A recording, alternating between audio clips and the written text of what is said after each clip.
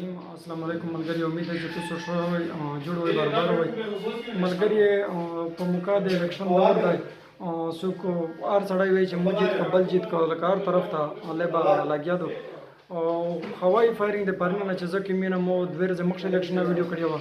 زه سوال که ریکویسټ که د صابونه کې جین ته ډېر زیات مریضونه راوند دي چې په هوایي فایرینګ شه لګېدلي دي سوال دی ته که چې څومره حدي وړیکی بچی اوس یې وړی وم خو د پټو هغې فیملي اجازات ونه کړه چې شیر کړی مې وای ډېر بې انتها د 4-5 سال بچی